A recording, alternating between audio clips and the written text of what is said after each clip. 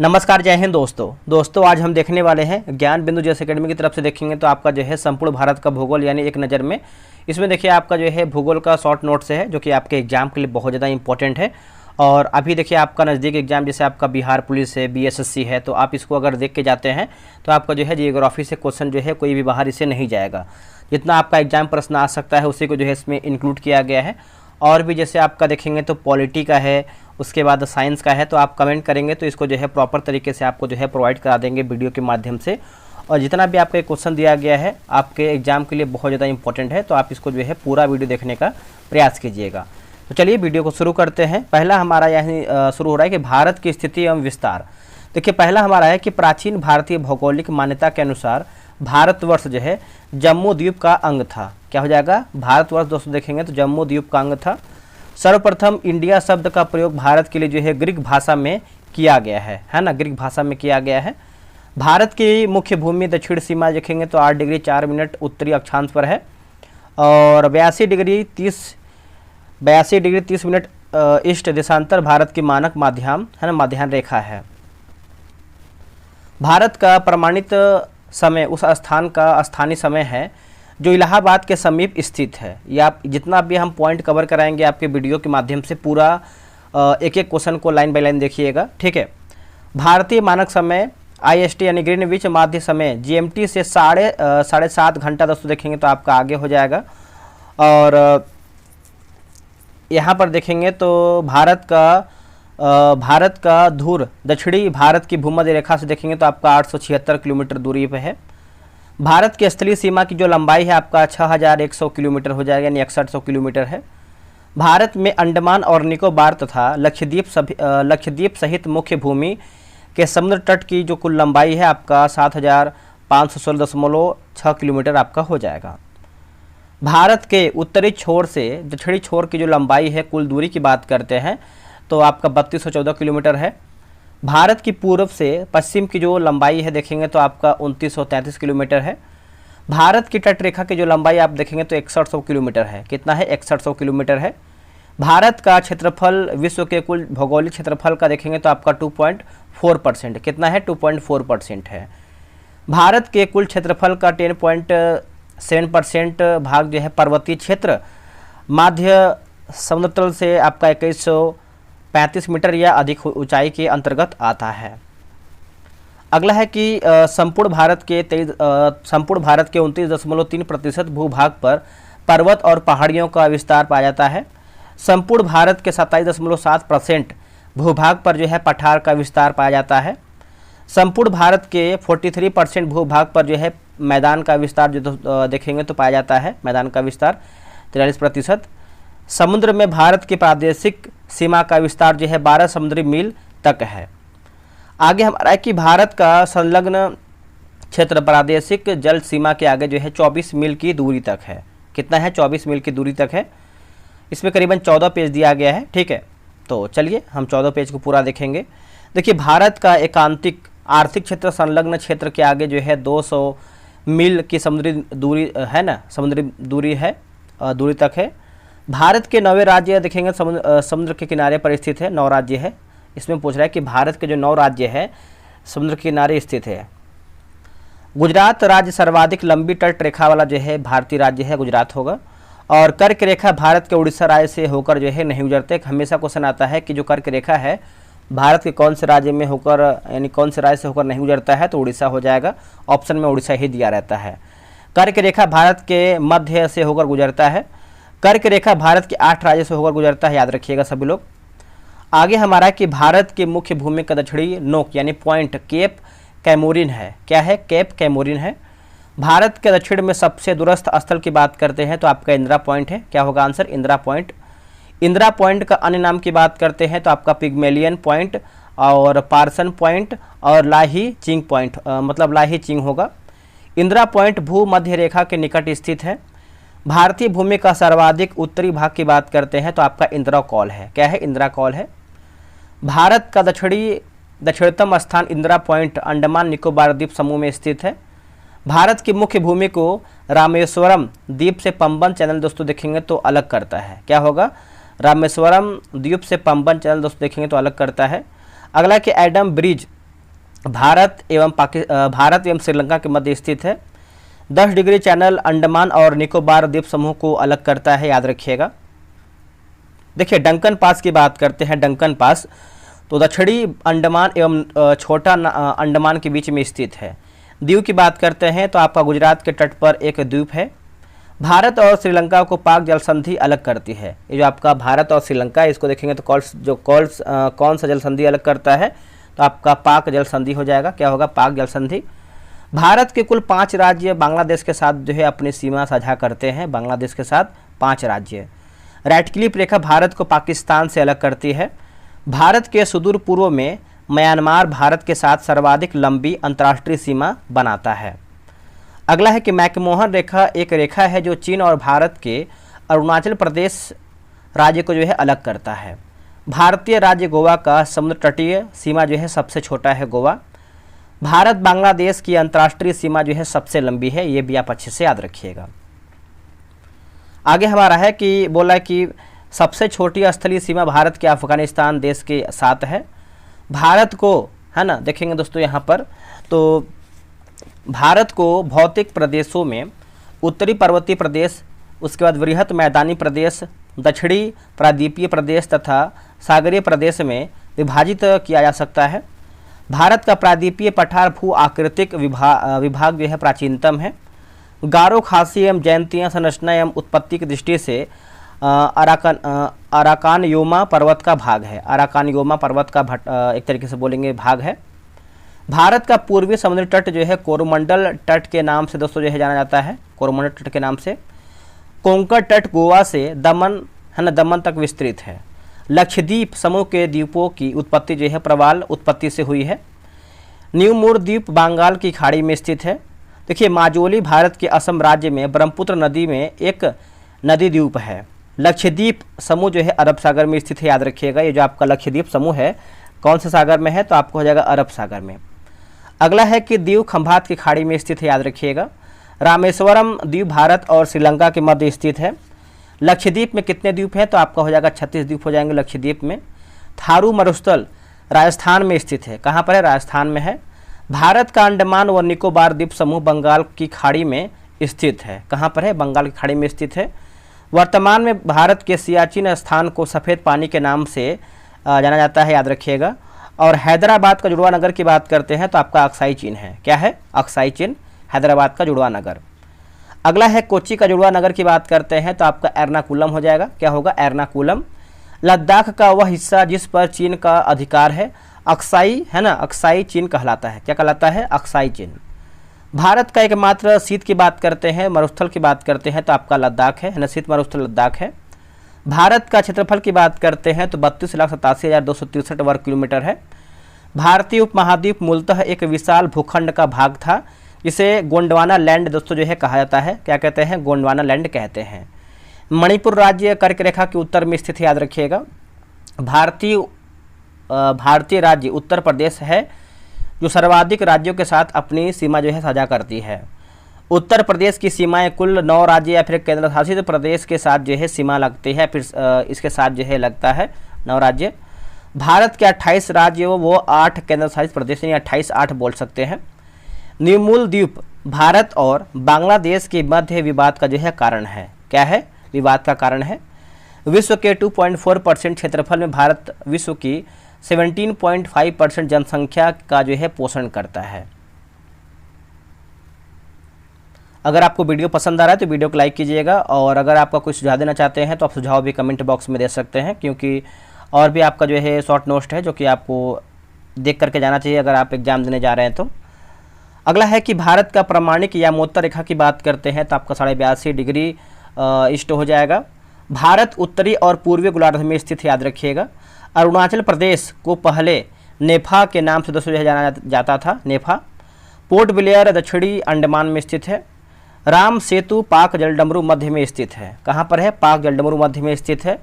भारत के सबसे बड़े सुरंग जवाहर सुरंग जम्मू और कश्मीर राज्य में अवस्थित है। कहाँ पर है? जम्मू और कश्मीर राज्य में अवस्थित है।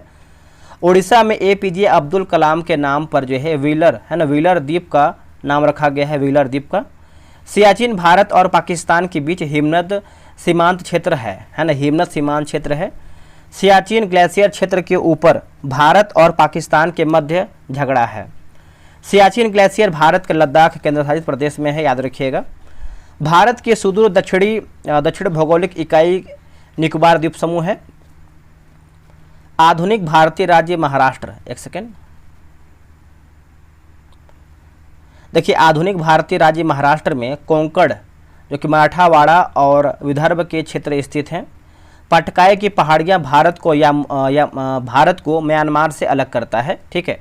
भारत और पाकिस्तान के बीच सीमा का जो निर्धारण है सर सिरिल जॉन रैटक्लिफ ने किया है। भारतीय राज्य त्रिपुरा की सीमाएं उत्तर, दक्षिण और पश्चिम में बांग्लादेश की सीमाओं को स्पर्श करती हैं। आगे बढ़ेंगे, अगला है कि पाकिस्तान की सीमाओं से लगे भारतीय राज्य गुजरात, जम्मू कश्मीर, पंजाब और राजस्थान है। अरब सागर में स्थित भारतीय द्वीपों की सर्वाधिक महत्वपूर्ण विशिष्टता वे सभी प्रवाल उद्गम के हैं, ठीक है। भारत का पूर्वतम स्थान अरुणाचल प्रदेश राज्य में अवस्थित है। भारत का सुदूर पूर्वी बिंदु की बात करते हैं तो आपका किबीथु है। भारत के अंडमान द्वीप समूह में बैरन ज्वालामुखी द्वीप स्थित है। दिसंबर 2018 में हेवलॉक द्वीप का नया नाम जो है स्वराज द्वीप किया गया है। सब देखिए क्वेश्चन एग्जाम के लिए इंपॉर्टेंट है तो याद रखने का प्रयास कीजिएगा। भारतीय राज्य अरुणाचल प्रदेश में प्रातः काल में सूर्य की किरणें सबसे पहले जो है पड़ती है। क्षेत्रफल के क्रम भारत के 3 बड़े राज्य की बात करते हैं तो आपका राजस्थान, मध्य प्रदेश और महाराष्ट्र है। भारत का सबसे अधिक विस्तृत व भू आकृतिक प्रदेश दक्षिण का पठार है। भारत के सिक्किम राज्य की सीमा नेपाल, भूटान और चीन तीन देशों से आपका मिलती है। भारत का सुदूर पश्चिम का बिंदु की बात करते हैं तो 68 डिग्री 7 मिनट पूर्व गुजरात में है। अरावली एवं विंध्यन श्रृंखलाओं के मध्य देखेंगे तो आपका मालवा का पठार स्थित है। कौन सा है? मालवा का पठार स्थित है। चलिए आगे हम देखेंगे, अगला हमारा है कि भारत के पश्चिमी बिंदु का नाम की बात करते हैं तो गुहार मोती है। उत्तर भारत में उप हिमालय क्षेत्र के सहारे फैले समतल मैदानों को भावर कहा जाता है। क्या कहते हैं? भावर, याद रखिएगा। और कोरी निवेशिका जिस पर स्थित है वह कच्छ का लिटिल रन है। क्या है? कच्छ का लिटिल रन है। भारत में 4 राज्य या फिर संघ राज्य क्षेत्रों की 2 से अधिक जो है अंतर्राष्ट्रीय सीमाएं हैं। पटकई वुम पहाड़ियाँ भारत के पूर्वी भाग में स्थित है। पश्चिमी घाट पठारों की ढलान है ना, पश्चिमी घाट जो है पठारों की ढलान है। अगला है कि शिव समुद्रम कावेरी नदी द्वारा जो है बनाया गया द्वीप है। भारतीय मानक समय या मोत्तर महाराष्ट्र से नहीं गुजरता है, याद रखिएगा। भारतीय मानक समय की जो गणना है मिर्ज़ापुर के क्लॉक टावर से की जाती है। प्रायद्वीपीय पठार का सबसे दक्षिणी बिंदु की बात करते हैं तो आपका नीलगिरी पहाड़ी से चिन्हित है। तमिलनाडु व आंध्र प्रदेश के तट का जो नाम है कोरोमंडल तट है। आगे बढ़ेंगे, भारत मुख्यतः एक उष्णकटिबंधीय देश कहलाता है अक्षांशीय विस्तार के कारण से। क्षेत्रफल की दृष्टि से भारत विश्व का 7वां सबसे बड़ा देश है। भारत के लिए समुद्री मार्ग जो खोज है पुर्तगालियों ने किया था। किसने किया था? पुर्तगालियों ने किया था। पूर्वी तटीय मैदान का एक अन्य नाम की बात करते हैं तो आपका कोरोमंडल तटीय मैदान है। क्या है? कोरोमंडल तटीय मैदान है। भारत के भौगोलिक मानचित्रण है ना, मानचित्र भारतीय सर्वेक्षण तैयार करता है। भारत का अपने पड़ोसी देशों के मध्य अंतर्राष्ट्रीय सीमा के विस्तार का आरोही क्रम की बात करते हैं दोस्तों तो आपका देखिए नेपाल, पाकिस्तान, चीन और बांग्लादेश है। 8 डिग्री चैनल लक्षद्वीप को मालदीव से अलग करता है। भारत का एकमात्र प्रवाल द्वीप समूह की बात करते हैं तो आपका लक्षद्वीप है। भारत के पश्चिमी तटीय मैदान के उत्तरी भाग को एक अन्य नाम कोंकण से भी दोस्तों जाना जाता है। गल्फ ऑफ मन्नार और पाक स्टेट हिंदुस्तान और श्रीलंका के बीच है। आगे बढ़ेंगे, मन्नार की खाड़ी तमिलनाडु के साथ अवस्थित है।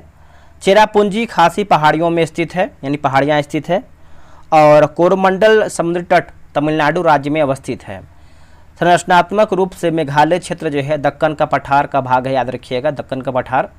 और बुग्याल हिमालय की ढलानों में ऊंचाई वाले घास के मैदान और चारागाह हैं। और यह अधिकतर उत्तराखंड राज्य में पाए जाते हैं। कैम्बे की खाड़ी में प्रवाल भित्ति नहीं पाई जाती है, याद रखिएगा। लाखों वर्ष पहले भारतीय उपमहाद्वीप मुख्य भूमि से अलग हो गया था जो तेथिस महासागर के नाम से दोस्तों जाना जाता है, याद रखिएगा। अगला है कर्क रेखा 23.5 डिग्री एन भारत के छत्तीसगढ़ राज्य से होकर जो है दोस्तों गुजरता है। गुजरात की सीमा भारत के पड़ोसी देश यानी पाकिस्तान के साथ लगती है। क्षेत्रफल की दृष्टि से भारत का दूसरा सबसे बड़ा राज्य की बात करते हैं तो आपका एमपी है, मध्य प्रदेश है। पश्चिमी घाट का उत्तरी भाग सह्याद्री के नाम से दोस्तों जो है जाना जाता है, याद रखिएगा, ठीक है, सह्याद्री के नाम से। भारत के अंडमान और देखिए भारत के अंडमान और निकोबार द्वीप समूह संघ राज्य क्षेत्र के नाम पर एक जो है समुद्र का नाम रखा गया है। अब देखेंगे भारत के पर्वत देखेंगे।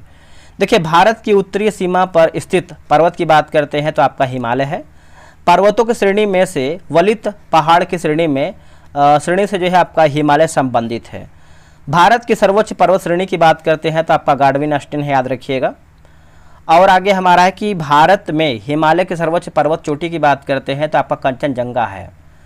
भारत की हिमालय पर्वत श्रेणी की बात करते हैं तो आपका जो हिमालय पर्वत श्रेणी है आपका नवीनतम है। अगला कि हिमालय की पर्वत चोटी जो असम राज्य में स्थित है वो आपका नामचा बरवा है, नामचे बरवा है ना, तो याद रखिएगा सभी लोग। हिमालय की उत्पत्ति जो है आपका 33 भूसन्नति से हुई है। हिमालय का पाद प्रदेश की बात करते हैं तो शिवालिक के नाम से दोस्तों जो है जाना जाता है, शिवालिक के नाम से। नंदा देवी चोटी उत्तराखंड राज्य में स्थित है। ये सब क्वेश्चन वन लाइनर फॉर्म में आता है एग्जाम में, ठीक है। बद्रीनाथ कुमाऊं हिमालय में स्थित है, याद रखिएगा सभी लोग। हिमालय में हिम रेखा यानी 4500 से लेकर के 6000 मीटर के बीच होती है। संसार की दूसरी पर्वत चोटी की बात करते हैं तो आपका गार्डविन अस्टेन है। काराकोरम पर्वत श्रेणी का पूर्व नाम की बात करते हैं तो आपका कृष्णागिरी है। हिमालय श्रेणी क्षेत्र में मिलने वाली संकीर्ण तथा अनुदैर्ध्य यानी लंबी घाटियों को दून के नाम से दोस्तों जाना जाता है। क्या नाम से जानते हैं? दून के नाम से। लघु हिमालय श्रेणी के ढालों पर मिलने वाले छोटे छोटे घास के मैदानों को जम्मू कश्मीर में जो है मर्ग कहा जाता है। क्या कहते हैं? मर्ग। देखिए लघु हिमालय श्रेणी के ढालों पर मिलने वाले छोटे छोटे घास के मैदानों को उत्तराखंड हमें जो है बुग्याल पयार कहा जाता है। कुमाऊं हिमालय सतलज और सिंधु नदियों के बीच में स्थित है ना। काली एवं तीस्ता नदियों के बीच हिमालय का नेपाल हिमालय प्रादेशिक विभाग स्थित है। माउंट एवरेस्ट हिमालय चोटी को सागर माथा कहते हैं, याद रखिएगा सभी लोग। एडमंड हिलेरी तथा तेंजिंग नोर्गे द्वारा विश्व के सर्वोच्च पर्वत चोटी माउंट एवरेस्ट पर सबसे पहले 1953 ईस्वी में जो है विजय प्राप्त की थी, याद रखिएगा सभी लोग। अगला है कि नंदा देवी चोटी कुमाऊं हिमालय का भाग है, ये भी आप अच्छे से याद रखिएगा। चलिए अगला हमारा है कि बोला है कि हिमालय पर्वत एक श्रेणी यानी अराकानयोमा म्यांमार में स्थित है, याद रखिएगा। अराकानयोमा म्यांमार में स्थित है। उत्तराखंड का सबसे ऊंचा पर्वत शिखर की बात करते हैं तो आपका नंदा देवी है। बाह्य हिमालय क्षेत्र को जो है शिवालिक के नाम से दोस्तों जाना जाता है, शिवालिक के नाम से। कुल्लू घाटी धौलाधर तथा पीर पंजाल पर्वत श्रेणी के बीच अवस्थित है। शिवालिक श्रेणी का निर्माण जो है सोनोजोइक से हुआ है ना, सोनोजोइक युग से। हिमालय का दूसरा सबसे ऊंचा पर्वत शिखर की बात करते हैं तो कंचनजंगा भारत के सिक्किम राज्य में स्थित है। कहाँ पर है? सिक्किम में है। सबसे प्राचीन पर्वत श्रेणी की बात करते हैं तो आपका अरावली है।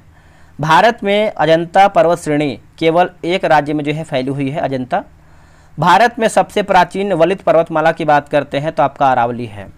गुरु शिखर अरावली पर्वत श्रृंखला का जो है सर्वोच्च शिखर है गुरु शिखर। पश्चिमी घाट एक भ्रंश कगार है। पश्चिमी घाट है ना, पश्चिमी घाट पर्वतमाला को सह्याद्री के नाम से भी जाना जाता है, ठीक है। प्रायद्वीपीय भारत में उच्चतम पर्वत चोटी देखेंगे तो आपका अनाईमुड़ी है। क्या है? अनाईमुड़ी है।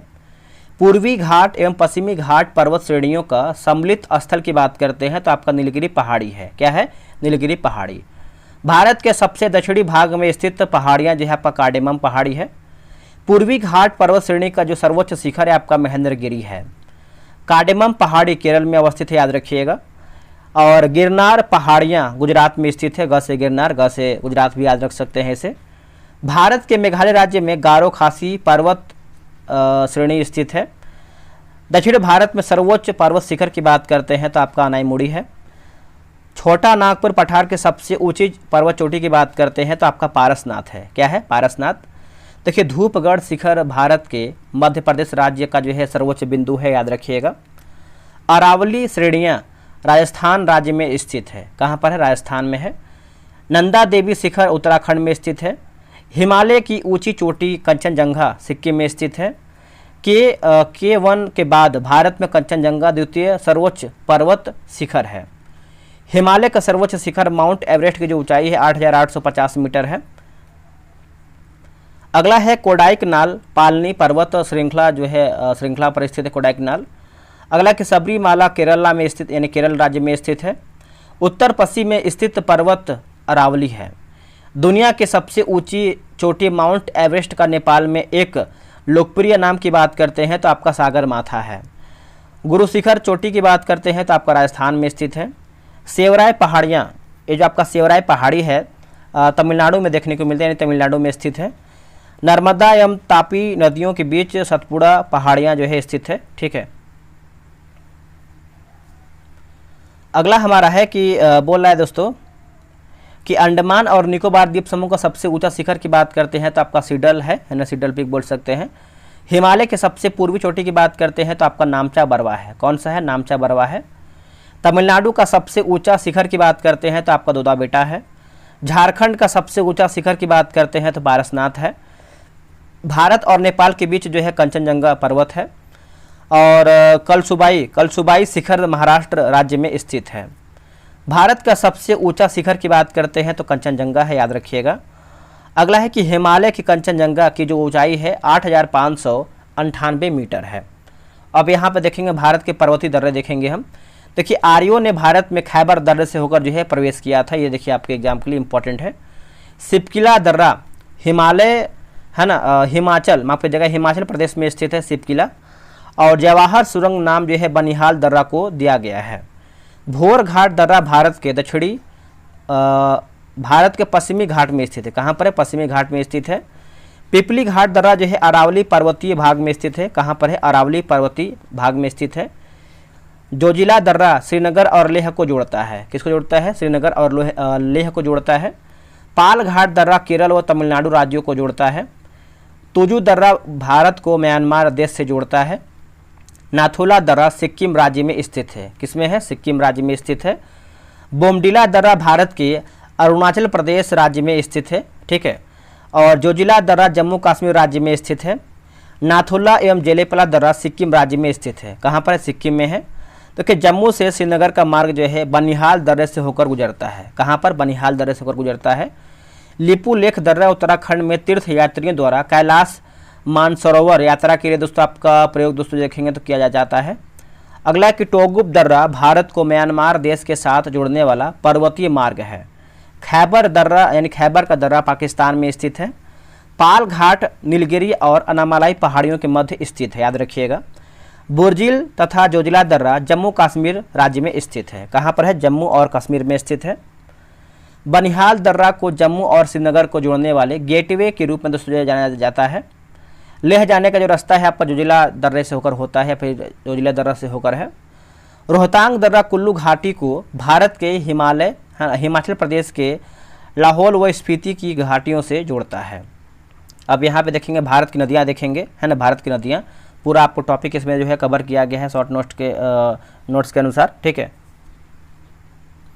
देखिए हिमालय पार की नदियाँ जो देखेंगे तो एक तरीके से बोल सकते हैं ब्रह्मपुत्र, सिंधु और सतलज है।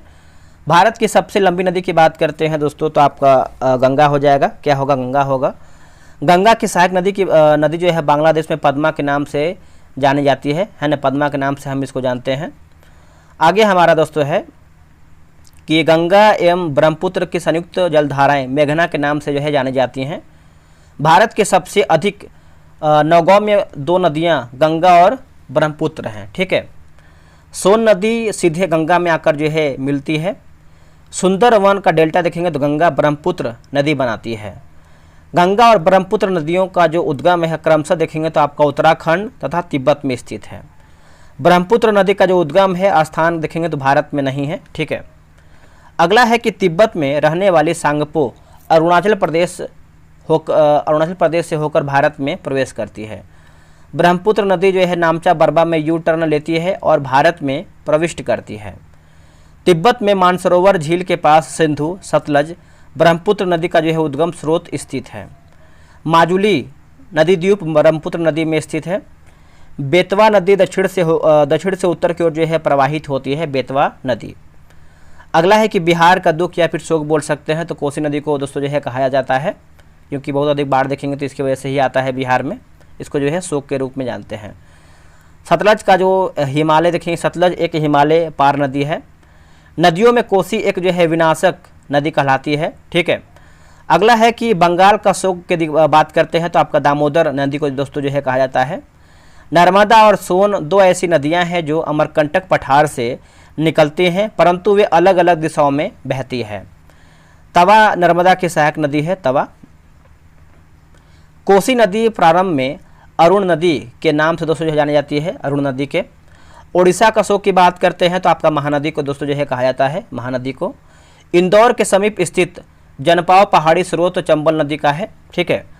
भारत की लवन नदी के नाम से लूनी नदी दोस्तों देखेंगे तो जानी जाती है, लूनी नदी। नर्मदा भेड़ाघाट के समीप कपिलधारा जलप्रपात का निर्माण करती है। नर्मदा नदी जो है ज्वारंदमुख का निर्माण करती है। महानदी ऐश्वर्य का निर्माण नहीं करती है, याद रखिएगा। और जो आपका ताप्ती है, ये जो आपका ताप्ती नदी है, डेल्टा नहीं बनाती है। अगला कि सिप्रा नदी चंबल की सहायक नदी है। महानदी नर्मदा तथा सोन नदियां जो है अमरकंटक पहाड़ी से निकलती हैं, ठीक है।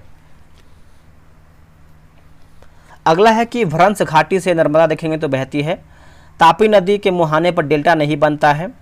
दक्षिण भारत के पठारी प्रदेश को नर्मदा नदी दो भागों में जो है विभाजित करती है। दक्षिण भारत की नदियों में सबसे लंबी देखेंगे तो गोदावरी नदी है। कौन सा है? गोदावरी है। गोदावरी नदी को बृहद गंगा के नाम से दोस्तों जाना जाता है ना, बृहद गंगा के नाम से जानते हैं। आगे हमारा है कि गोदावरी नदी उद्गम स्थल की बात करते हैं तो त्र्यंबक गांव है, ठीक है। वेन गंगा तथा पेन गंगा गोदावरी की सहायक नदी है। किसके है? गोदावरी की सहायक नदी है। भारत की सबसे लंबी नदी गोदावरी है, जिसका उद्गम तथा मुहाना दोनों देखेंगे तो भारतीय क्षेत्र में स्थित है। कावेरी नदी का जो उद्गम स्रोत देखेंगे तो ब्रह्मगिरी पहाड़ियाँ हैं। कावेरी नदी बंगाल की खाड़ी में गिरता है। कावेरी नदी जल विवाद मुख्यतः देखेंगे तो कर्नाटक तथा तमिलनाडु राज्यों के मध्य है ना, याद रखिएगा। अगला है कावेरी नदी को उसकी पवित्रता के कारण जो है दक्षिणी भारत की गंगा दोस्तों जो है कहा जाता है। कृष्णा नदी का उद्गम स्थल की बात करते हैं तो आपका महाबलेश्वर के समीप है। पंचगंगा तथा दूधगंगा कृष्णा की सहायक नदी है। किसकी है? कृष्णा की सहायक नदी है। नर्मदा व सोन नदियां जो है अमरकंटक से उद्गमित हैं। दामोदर नदी छोटा नागपुर पठार से निकलता है। कहाँ से निकलता है? छोटा नागपुर पठार से। और लूनी की बात करते हैं तो आपका भूमि बंधित नदी है। भारत की सबसे बड़ी वाह नदी की बात करते हैं तो आपका गंगा है। और विश्व का बृहत्तम डेल्टा गंगा एवं ब्रह्मपुत्र द्वारा दोस्तों देखेंगे तो निर्मित होता है। बिहार में बहने वाली नदियों में सोन का उद्गम जो है अमरकंटक में है। मानस ब्रह्मपुत्र नदी की उपनदी है। क्या है? उपनदी है। और नर्मदा नदी भ्रंश द्रोणी से होकर बहती है। नर्मदा नदी जबलपुर के निकट धुआंधार जलप्रपात का निर्माण करती है। सबसे अधिक पथ परिवर्तन कोसी नदी करती है, याद रखिएगा। दामोदर नदी अपने भ्रंश घाटी प्रवाह के लिए जो है आपका प्रसिद्ध है। अगला कि नर्मदा ऐसी नदी है जो एक विभ्रंश घाटी से होकर बहता है। भारत की सबसे बड़ी प्रायद्वीपीय नदी देखेंगे तो आपका गोदावरी है। लूनी नदी कच्छ के रण में दोस्तों आपका समाहित होती है। गंगा की सहायक नदियां की बात करते हैं तो आपका सोन है, जो उत्तर की ओर प्रवाहित होती है ना। उत्तर की ओर दोस्तों देखेंगे तो आपका प्रवाहित होती है। भारत में डेल्टा बनाने वाली नदियां देखेंगे तो कावेरी, गंगा और महानदी है। भागीरथी और अलकनंदा गंगा में देवप्रयाग में मिलता है। सुंदरवन डेल्टा का निर्माण करने वाली नदियां देखेंगे तो गंगा और ब्रह्मपुत्र है, ठीक है, याद रखिएगा सभी लोग। अगला है कि सिंधु नदी का जो उद्गम है स्थल की बात करते हैं तो मानसरोवर झील है। गोदावरी नदी महाराष्ट्र, तेलंगाना व आंध्र प्रदेश से होकर बहती है। नर्मदा नदी दो पर्वत श्रेणियों के बीच में बहती है। भारत में सबसे ऊंची ज्वार भित्ति वाली नदी की बात करते हैं तो आपका हुगली है। बेतवा नदी यमुना से मिलती है। कोसी नदी अपने मार्ग में परिवर्तन करने वाले कुख्यात हैं। भारत में सबसे बड़ा नदी मुख्य की बात करते हैं तो आपका हुगली नदी के मुख पर है। तापी नदी का उद्गम मध्य प्रदेश से होता है। और नर्मदा नदी अंततः अरब सागर में गिरती है, याद रखिएगा। चलिए नेक्स्ट हमारा क्या है देखेंगे हम। अगला है कि बनास नदी समुद्र में नहीं बहती है, याद रखिएगा, बनास नदी। और कोसी नदी का जो उद्गम नेपाल में है और वह गंगा नदी में आकर मिलती है। भारत में यरलुंग जांगपो नदी को ब्रह्मपुत्र के नाम से भी यानी नाम से दोस्तों जो है जाना जाता है। मूसी नदी कृष्णा नदी की सहायक नदी है मूसी नदी। भारत की दामोदर नदी को जैविक मरुस्थल दोस्तों कहते हैं। क्या कहते हैं? जैविक मरुस्थल कहते हैं। गंगा नदी का जो उद्गम गंगोत्री ग्लेशियर से होता है और यह बंगाल की खाड़ी में जाकर समाप्त हो जाती है। अगला है कि अलकनंदा के साथ वह अपनी मंदाकिनी है जिसके संगम पर रुद्रप्रयाग स्थित है। गोदावरी नदी का सर्वाधिक बड़ा जल की बात करते हैं तो जल ग्रहण क्षेत्र है गोदावरी नदी। सिंधु नदी का उद्गम कैलाश पर्वतमाला से होता है। माही नदी मध्य प्रदेश से निकलती है और खंभात की खाड़ी में गिरती है माही नदी। भागीरथी नदी जो है गोमुख से निकलती है। गंगा और ब्रह्मपुत्र की संयुक्त जलधारा मेघना के नाम से दोस्तों जो है जानी जाती है। किस नाम से? तो मेघना के नाम से। दक्षिण भारत की गंगा की बात करते हैं तो आपका गोदावरी नदी को कहा जाता है या फिर कहते हैं। भारत की गंडक नामक नदी को नेपाल में नारायणी के नाम से दोस्तों जो है जानी जाती है फिर जाना जाता है। ब्राह्मणी है ना, ब्राह्मणी पूर्व दिशा में बहने वाली नदी है। महानदी अपना डेल्टा उड़ीसा में बनाती है। दूध गंगा नदी जम्मू एवं कश्मीर राज्य में अवस्थित है। अंतःस्थलीय अपवहन नदी का उदाहरण की बात करते हैं तो आपका घग्गर नदी है। भारत में सबसे लंबी नदी की बात करते हैं तो आपका गोदावरी हो जाएगा। और बिहार में बहने वाली सोन नदी का उद्गम की बात करते हैं तो अमरकंटक में है। नर्मदा नदी विंध्य सतपुड़ा पर्वत श्रेणियों के बीच में बहती है। भारत और नेपाल के मध्य काली नदी दोस्तों देखेंगे तो सीमा बनाती है काली नदी। ब्रह्मपुत्र की सहायक नदियां देखेंगे तो आपका दिबांग, कमेंग व लोहित नदी है। कालिंदी यमुना नदी का दूसरा नाम है। केन नदी यमुना की सहायक नदी है। भारत और बांग्लादेश के बीच एक जिस नदी को लेकर विवाद है उस नदी का नाम देखेंगे तो वो तीस्ता नाम है। क्या है? तीस्ता। चंबल नदी की घाटी गहरी गड्ढभूमि के लिए देखेंगे तो आपका विख्यात है। लूनी नदी के ऊपरी मार्ग में मीठा पानी परंतु निचले भाग में खारे जल का जो है प्रवाह मिलता है। तिब्बत से निकलने वाली ब्रह्मपुत्र नदी है जो अरुणाचल प्रदेश से होकर जो है भारत में प्रवेश करती है। व्यास नदी जो हिमाचल और पंजाब से होकर बहती है सतलज नदी से मिलती है। आप इसको अच्छे से याद रखिएगा। चलिए आगे बढ़ते हैं। अगला हमारा है क्या? देखिए सतलज नदी सिपकिला दर्रे से होकर भारत में प्रवेश करती है। पूर्वोत्तर भारत से निकलने वाली सबसे लंबी नदी की बात करते हैं तो आपका सुरमा बांग्लादेश में बहती है। बेतवा नदी विंध्यन पहाड़ियों से निकलती है। भारत की नदियों में माही कर्क रेखा को दो बार जो है पार करती है। महानदी घाटी यानी बेसिन क्षेत्रफल की दृष्टि से सबसे बड़ी है। नर्मदा नदी के लिए देखेंगे तो विशेष लक्षण देखेंगे संरचनात्मक मूल उपयुक्त है। आगे बढ़ते हैं। अगला कि सिंधु नदी है ना, सिंधु नदी की सतलज सहायक नदी भाखड़ा नांगल परियोजना की नहर प्रणाली को पानी में आपूर्ति करती है। यमुना भारतीय हिमालय से निकलती है। त्र्यंबकेश्वर गोदावरी नदी का देखेंगे तो आपका उद्गम स्थल है। सोन नदी गंगा की दाहिने तट की एक सहायक नदी है। बनास नदी का उद्गम की बात करती जो आपका उद्गम स्थल है आपका राजस्थान में है। भारत की गोदावरी नदी बंगाल की खाड़ी में जाकर जो है मिलती है। सिंधु की सहायक नदी की बात करते हैं तो आपका जास्कर है। और मूसी कावेरी नदी की जो है सहायक नदी है, ये भी आप अच्छे से याद रखिएगा। भारत में अलकनंदा नदी का भागीरथी नदी में संगत देवप्रयाग में होता है। अब देखेंगे हम नदियों के किनारे अवस्थित नगर देखेंगे हम। देखिए पहला हमारा है कि कानपुर, पटना व वाराणसी गंगा नदी के तट पर देखेंगे तो आपका स्थित है। लखनऊ, जौनपुर, सुल्तानपुर नगर जो है गोमती नदी के किनारे स्थित है। गंगा नदी पर देखेंगे तो पटना प्रांतीय राजधानी स्थित है। गंगा, यमुना और अदृश्य सरस्वती के संगम पर स्थित नगर देखेंगे तो आपका इलाहाबाद है। पणजी यानी गोवा मांडवी नदी पर अवस्थित है। एग्जाम में आपका आता है कौन सी नदी किस मतलब नगर के किनारे है। आगरा यमुना नदी के किनारे स्थित है। नासिक, राजमुंद्री, नांदेड़ शहर गोदावरी नदी के किनारे पर स्थित है। जम्मू कश्मीर की राजधानी श्रीनगर झेलम नदी के तट पर स्थित है, याद रखिएगा। अगला कि सूरत ताप्ती नदी के किनारे स्थित है यानी तापी नदी के किनारे स्थित है। उज्जैन शिप्रा नदी के किनारे स्थित है। जमशेदपुर स्वर्णरेखा नदी के तट पर स्थित है।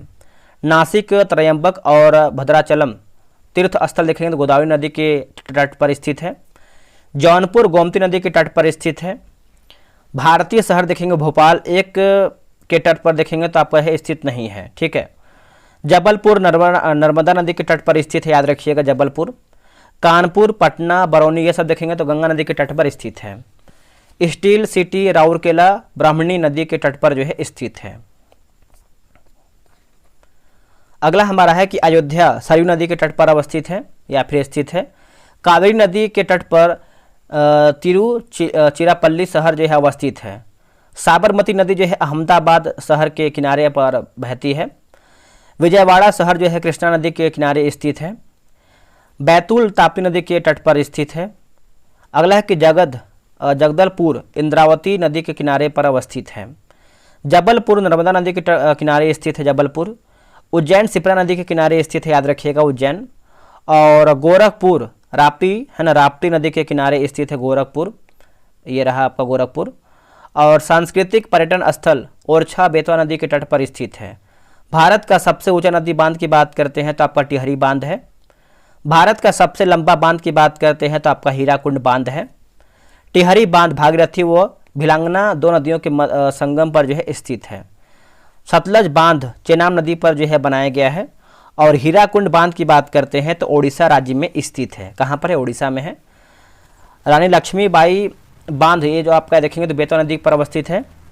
मैटूर बांध देखेंगे तो आपका तमिलनाडु राज्य में स्थित है। और ये जो आपका कोयना बांध देखेंगे तो महाराष्ट्र राज्य में अवस्थित है। आलमट्टी बांध कृष्णा नदी पर निर्मित है। हीराकुंड बांध की बात करते हैं तो आपका महानदी पर अवस्थित है। थीन बांध ये आपका रावी नदी पर बनाया गया है थीन बांध। गांधी सागर, जवाहर सागर व राणा प्रताप बांध चंबल नदी पर निर्मित है। अगला है कि मैथौन बाल पहाड़ी एवं तिलैया बांध बराकर नदी पर बनाए गए हैं। गोदावरी नदी महाराष्ट्र में जायकवाड़ी बांध अवस्थित है। मैथन बांध झारखंड में स्थित है। कृष्ण राज सागर बांध या फिर जलाशय कावेरी नदी पर बनाया गया बांध है। मैटूर बांध कावेरी नदी पर जो है बनाया गया बांध है। आलमाटी बांध कृष्णा नदी कर्नाटक राज्य में बनाया जा रहा है। नागा अर्जुन सागर बांध भारत के आंध्र प्रदेश राज्य में स्थित है। सरदार सरोवर बांध नर्मदा नदी पर स्थित है, याद रखिएगा। अगला है गांधी सागर बांध चंबल नदी पर अवस्थित है। नागा अर्जुन सागर बांध कृष्णा नदी पर अवस्थित या फिर स्थित है। नर्मदा नदी के ऊपर बना इंदिरा सागर डैम भारत के मध्य प्रदेश राज्य में है। बगलिहार बांध चेनाब नदी पर निर्मित किया जा रहा है। हीराकुंड डैम महानदी पर स्थित है। पोंग डैम व्यास नदी पर अवस्थित है। टिहरी डैम भागीरथी नदी पर अवस्थित है या फिर स्थित है। और थीन डैम रावी नदी पर स्थित है, याद रखिएगा। चलिए नेक्स्ट हमारा क्या है देखेंगे। अगला है कावेरी नदी का यानी कावेरी नदी पर देखेंगे तो मैटूर बांध अवस्थित है। और कृष्णा नदी पर देखेंगे तो आलमट्टी बांध स्थित है। नर्मदा नदी पर देखेंगे सरदार सरोवर बांध स्थित है। चंबल नदी पर देखेंगे तो गांधी सागर बांध स्थित है। फरक्का नदी पर देखेंगे तो फरक्का बांध गंगा नदी पर बनाया गया है। टेहरी बांध भागीरथी नदी पर बनाया गया है। थीन बांध रावी नदी पर बनाया गया है। और नागा अर्जुन बांध की बात करते हैं तो कृष्णा नदी पर बनाया गया है। भारत की झील देखेंगे, है ना, भारत का झील देखिए। भारत का सबसे बड़ी मीठे पानी की झील की बात करते हैं तो आपका बुलर झील है। उत्तर पूर्व में सबसे बड़ी झील की बात करते हैं झील मीठे पानी की झील ये आपका मिजोरम राज्य में है। और उमियम झील मेघालय राज्य में स्थित है, मेघालय में है। प्रसिद्ध लैगून झील चिल्का उड़ीसा राज्य में स्थित है। भारत में ताजे जल की सबसे बड़ी झील बुलर झील जो कि जम्मू कश्मीर राज्य में स्थित है। कहाँ पर है? जम्मू कश्मीर में है। लोनार झील महाराष्ट्र राज्य में स्थित है। भारत में सबसे बड़ी अंतर्देशीय खारे पानी की झील सांभर राजस्थान राज्य में स्थित है, राजस्थान में है। वेम्बनाड झील केरल राज्य में स्थित है। कोलेरू झील आंध्र प्रदेश राज्य में है। अगला है डल झील को श्रीनगर के आभूषण के नाम से भी जाना जाता है, याद रखिएगा डल झील को। अगला है कि पुलिकट झील आंध्र प्रदेश, ये जो आपका पुलिकट झील है आंध्र प्रदेश और तमिलनाडु की सीमा पर स्थित है। लोकटक झील मणिपुर राज्य में स्थित है, याद रखिएगा। सांभर झील राजस्थान राज्य में है। लोनार झील महाराष्ट्र राज्य में है। लोकटक झील को भारत के एकमात्र तैरते द्वीपों की झील के रूप में दोस्तों जाना जाता है। अष्टमुडी, चिल्का व पुलिकट झील एक लैगून झील है, याद रखिएगा। अगला हमारा है कि दुनिया की सबसे बड़ी मीठे पानी की गोखुर झील की बात करते हैं तो कांवर झील है। लोनार झील मध्य प्रदेश राज्य में है। नक्की झील गुजरात राज्य में है। पुलिकट झील केरला यानी केरल राज्य में स्थित है। हैदराबाद और सिकंदराबाद के जुड़वा शहरों को जो है हुसैन सागर जोड़ती है। सांबर झील राजस्थान में स्थित है। कहाँ पर? राजस्थान में है। और चिल्का झील की बात करते हैं उड़ीसा, और कोलेरू की बात करते हैं तो आपका आंध्र प्रदेश में है। कहाँ पर दोस्तों है? आंध्र प्रदेश में है। अगला है कोडाइकनाल, एक कृत्रिम झील है ना दोस्तों। क्या है? एक आपका कृत्रिम झील है। अष्टमुड़ी भारत के पश्चिमी तट पर स्थित है। और सस्ताम कोट्टा झील केरल राज्य में स्थित है। लोकटक झील मणिपुर राज्य में स्थित है, याद रखिएगा। और पुलिकट झील की बात करते हैं तो तमिलनाडु राज्य में है। लोनार झील महाराष्ट्र राज्य में है। बुलर झील जम्मू कश्मीर में है। साला झील ये आपको जो है अरुणाचल प्रदेश में देखने को मिलता है। और बडखल झील हरियाणा राज्य में है। लोकटक की बात करते हैं तो मणिपुर में है। और कालीवेली झील जो है तमिलनाडु राज्य में है, तमिलनाडु में है। श्रीहरिकोटा जहाँ पर सतीश धवन स्पेस सेंटर अवस्थित है, यह पुलिकट झील के करीब स्थित है। आप देखेंगे भारत के जलप्रपात देखेंगे दोस्तों हम। देखिए भारत का सबसे ऊंचा जलप्रपात की बात करते हैं तो कुंचिकल जलप्रपात कर्नाटक है। इसकी ऊंचाई की बात करते हैं 1493 फीट है। नर्मदा नदी धुआंधार जलप्रपात बनाती है, याद रखिएगा सभी लोग। और जोग जलप्रपात कर्नाटक राज्य में स्थित है। जोग जलप्रपात शरावती नदी पर स्थित है, याद रखिएगा। कपिल धारा जलप्रपात नर्मदा नदी पर स्थित है। शिव समुद्रम जलप्रपात देखेंगे तो आपका कावेरी नदी पर स्थित है, याद रखिएगा। अगला है गोकक जलप्रपात, गोकक नदी पर स्थित है। हुंड्रू जलप्रपात स्वर्णरेखा नदी पर स्थित है, याद रखिएगा। भारत में चित्रकूट प्रपात को लोकप्रिय रूप से नियाग्रा जलप्रपात के तौर पर जो है जाना जाता है। जोग जलप्रपात शरावती नदी पर स्थित है। शिव समुद्रम जलप्रपात कावेरी नदी पर स्थित है, याद रखिएगा। धुआंधार जलप्रपात नर्मदा नदी पर जो है स्थित है। एशिया का सबसे बड़ा जलप्रपात हुंड्रू रांची के पास जो है दोस्तों है। कपिल धारा दुग्धधारा व भेड़ा घाट जलप्रपात नर्मदा नदी पर जो है स्थित है। जो एक ऐसा भारतीय जलप्रपात है जिसमें राजा, रानी और रोरर नामक 4 अलग अलग यह झरने हैं। काकोला जलप्रपात बिहार के नवादा जिले में स्थित है, याद रखिएगा। सहस्त्रधारा जलप्रपात मसूरी में स्थित है। नीलगिरी के पर्वतीय क्षेत्र में देखेंगे तो पायकारा जलप्रपात स्थित है। कौन सा है? पायकारा जलप्रपात है। अगला की सहस्त्रधारा प्रपात कावेरी नदी पर स्थित है। जोग जलप्रपात कर्नाटक राज्य में स्थित है। धुआंधार जलप्रपात मध्य प्रदेश राज्य में स्थित है। आप इसको अच्छे से याद रखिएगा। अगला है कि हुंड्रू जलप्रपात झारखंड राज्य में स्थित है। कपिल धारा जलप्रपात गोदावरी नदी पर अवस्थित है।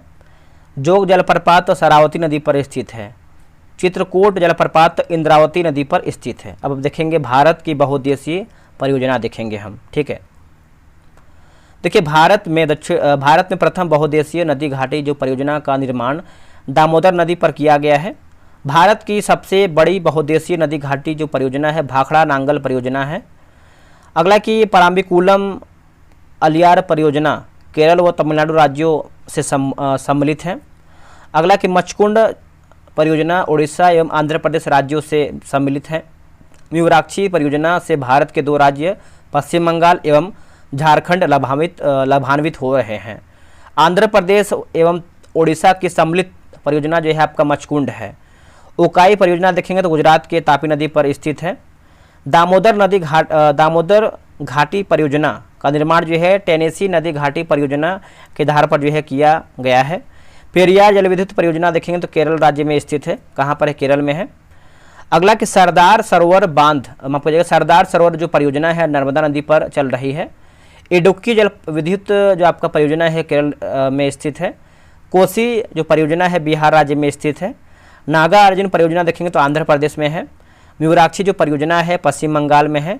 हीराकुंड जो परियोजना है उड़ीसा राज्य में है। सलाल जल विद्युत परियोजना की बात करते हैं तो आपका जम्मू कश्मीर में है। देखिए बाण सागर है ना, बाण सागर परियोजना से उत्तर प्रदेश, मध्य प्रदेश, बिहार राज्य जो है लाभान्वित होता है। भारत तथा एशिया के एकमात्र अधोभौमिक लिखा गया है, अधोभौमिक, कभी कभी मिस्टेक होता है पढ़ते पढ़ते जब लंबा वीडियो मास्टर बनता है तो, ठीक है। अधोभौमिक संचय जल विद्युत जो परियोजना है आपका हिमाचल प्रदेश से संबंधित है।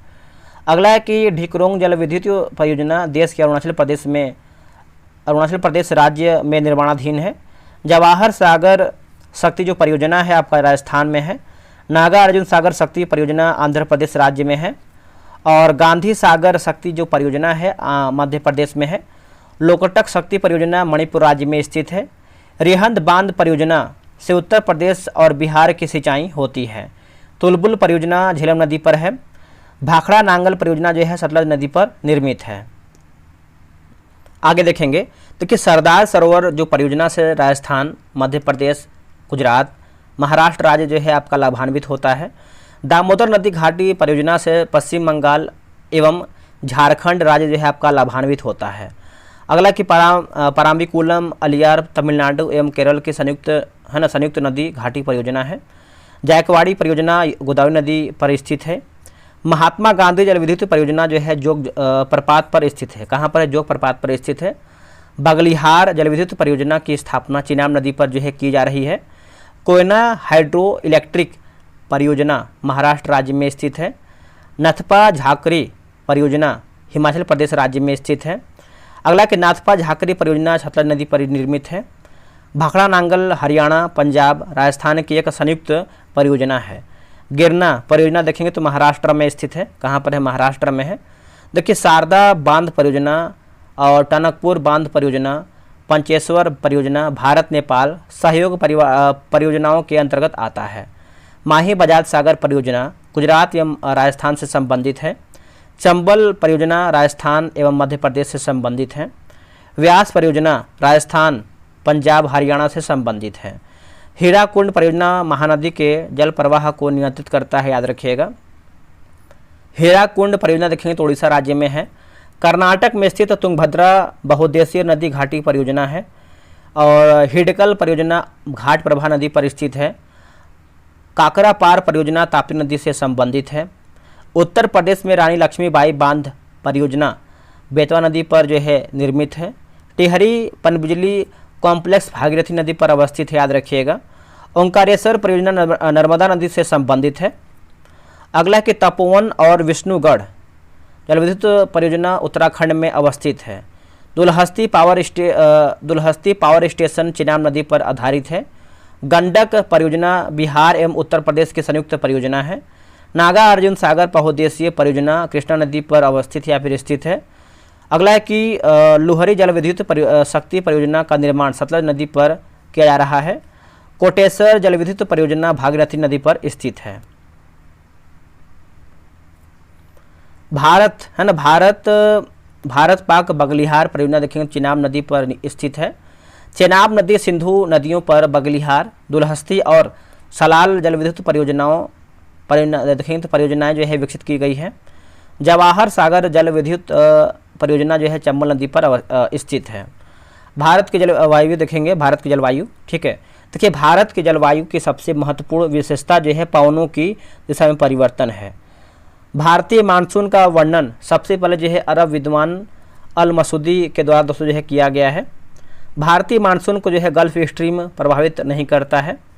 अमृतसर की अपेक्षा निम्न अक्षांश पर स्थित होने के बावजूद शिमला ठंडा है क्योंकि यह जो है उच्च तुंगता पर है। उत्तर पूर्वी मानसून अक्टूबर और नवंबर के दौरान तमिलनाडु तट, दक्षिणी आंध्र प्रदेश, दक्षिण पूर्व कर्नाटक और दक्षिण पूर्व केरल में मूसलाधार वर्षा के लिए जो है आपका जिम्मेदार है, मूसलाधार वर्षा के लिए जिम्मेदार है। तो दक्षिण पश्चिम मानसून देखेंगे तो आपका सर्वप्रथम केरल में प्रवेश करता है। देश के पंजाब राज्य में मानसून के अरब सागर एवं बंगाल की खाड़ी दोनों ही शाखाओं में वर्षा होती है। असम, पश्चिम बंगाल तथा उड़ीसा राज्यों में मानसून जो है मानसून पूर्व आने वाली तड़ित झंझाएँ देखिए नार्वेस्टर्स के नाम से दोस्तों जानी जाती हैं, नार्वेस्टर के नाम से। देखिए मर्सिन राम को विश्व के सबसे आर्द्र स्थान के रूप में दोस्तों जाना जाता है। भारत के उत्तर पश्चिमी भाग में शीतकालीन वर्षा का कारण देखेंगे तो आपका पश्चिमी विक्षोभ है। भारतवर्ष में सर्वाधिक वर्षा पश्चिमी घाट, हिमालय क्षेत्र तथा मेघालय में होती है। भारत में सर्वाधिक वर्षा प्राप्त करने वाला जो स्थान है आपका मर्सिन राम है। भारत के सबसे अधिक तथा सबसे कम वर्षा प्राप्त करने वाले दो राज्य की बात करते हैं तो आपका मेघालय व राजस्थान है। अगला है कि लिखा गया है कि मासिनराम और चेरापूंजी में अधिक वर्षा होती है क्योंकि यह पहाड़ यहाँ की पहाड़ियाँ कीप की आकृति की हैं। दिल्ली में अधिक वार्षिक तापांतर का कारण जो है समुद्र से अधिक दूरी है। भारत के राजस्थान के मरुस्थलीय क्षेत्रों में सर्वाधिक दैनिक तापांतर जो है पाया जाता है, याद रखिएगा। जम्मू कश्मीर में होने वाले शीतकालीन वर्षा का जो कारण है आपका पश्चिमी विक्षोभ है। भारत के लेह स्थान पर वर्षा में जो है न्यूनतम वर्षा होती है, याद रखिएगा, वर्ष में न्यूनतम वर्षा होती है। यदि भारत में कर्क रेखा के स्थान पर विषुवत रेखा होती है तो यहाँ के जलवायु पर देखेंगे तो अधिक ताप एवं अधिक वर्षा पड़ता है। भारत का अधिकांश भाग कर्क रेखा के उत्तर में स्थित है, पर इसे देखेंगे तो एक उष्ण कटिबंधीय देश कहते हैं, क्योंकि देश की जलवायु का निर्धारण उष्ण कटिबंधीय मानसून से होता है। पुणे में मुंबई से कम वर्षा होती है क्योंकि यहाँ वृष्टि छाया में पड़ता है। यद्यपि भारत का केवल दक्षिणी भाग उष्ण कटिबंध में स्थित है, तथापि संपूर्ण भारत की जलवायु उष्ण कटिबंधीय है। इसका कारण जो है ऊंची हिमालय पर्वत श्रेणियाँ उत्तरी ठंडी हवाओं से इसके जो है रक्षा करता है। भारत में वर्षा औसतन की वर्षा की बात करते हैं तो 118 सेंटीमीटर होता है, याद रखिएगा। अगला है कि मानसूनी जलवायु की प्रमुख विशेषता वायु की दिशाओं में मौसमी परिवर्तन है। भारत के उत्तर पश्चिम भाग में शीतकाल में वर्षा जो है पश्चिमी विक्षोभों से होती है। भारत के उत्तरी मैदानों में शीतकाल में वर्षा पश्चिमी विक्षोभ से होता है। आम्र वर्षा बिहार एवं बंगाल में मार्च एवं अप्रैल में होने वाली वर्षा है। अगला है कि भारत में सबसे कम वर्षा का क्षेत्र कच्छ से लेकर पंजाब हरियाणा तक है। भारतीय उपमहाद्वीप पर ग्रीष्म ऋतु में उच्च तापमान एवं निम्न दाब हिंद महासागर में वायु का आकर्षण करते हैं, जिसके कारण दक्षिण पश्चिम मानसून जो है प्रभावित होती है। कर्नाटक में ग्रीष्म ऋतु यानी मध्य मार्च से मध्य जून के दौरान त्वरित झंझाओं के कारण होने वाली वर्षा को चेरी ब्लॉसम कहा जाता है, याद रखिएगा सभी लोग। अगला कि भारत के उत्तरी पश्चिमी मैदान में पश्चिमी विक्षोभ से जाड़े में होने वाली वर्षा की मात्रा क्रमशः पश्चिम से पूरब की ओर जो है कम हो जाती है। ग्रीष्मकाल में आने वाले तूफानों को पश्चिम बंगाल में काल वैसाखी के नाम से दोस्तों जाना जाता है, याद रखिए, काल वैसाखी। और विश्व में सर्वाधिक वर्षा मासिनराम में होने के कारण देखेंगे तो पहाड़ियों का कीपाकार आकृति में होना है। दक्षिण पश्चिम मानसून से संपूर्ण भारत के लगभग कुल की बात करते हैं तो 75% जो है वर्षा मिलती है। चेन्नई में जाड़ों में वर्षा उत्तर पूर्वी मानसून से होती है। चेन्नई की जलवायु कोलकाता की जलवायु की तुलना में जो है गर्म चेन्नई विषुवत रेखा की अधिक समीप है, इसलिए होती है या फिर इसलिए रहती है। मानसून निवर्तन से सबसे अधिक वर्षा जो है चेन्नई में होता है। भारत के पश्चिमी तटों में ग्रीष्म में अति उच्च वर्षा जो है मुख्यतः उष्ण कटिबंधीय अवस्थिति कारण दोस्तों देखेंगे तो होती है। अक्टूबर और नवंबर के महीनों में कोरोमंडल तट में अधिक वर्षा होती है। अगला हमारा है कि अक्टूबर गर्मी का प्रमुख कारण देखेंगे तो उच्च आर्द्रता के साथ जो है संबंध उच्च तापमान है। भारत के तमिलनाडु राज्य में जाड़े के मौसम में जो है वर्षा होती है। भारत के पश्चिमी समुद्री तट पर जो है वर्षा दक्षिणी पश्चिमी मानसून से होती है। तमिलनाडु राज्य में प्रत्यावर्ती मानसून का अधिक प्रभाव होता है।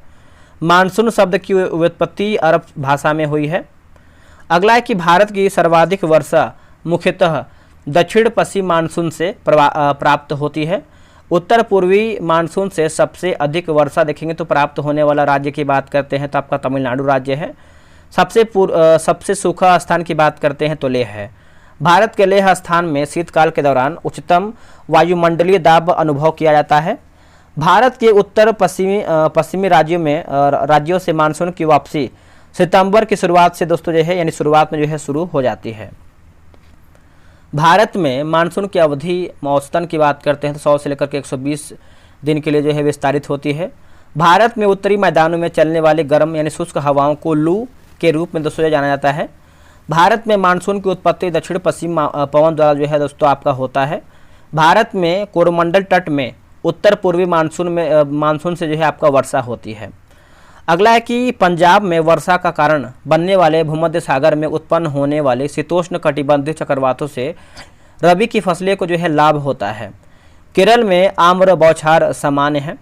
दिल्ली और पटना के बीच चलने वाली गर्म शुष्क जो कि पीड़ादायक पवनों का जो है नाम लू है। ठीक है, आगे कि भारत के वन एवं अन्य सभी मूल तत्व।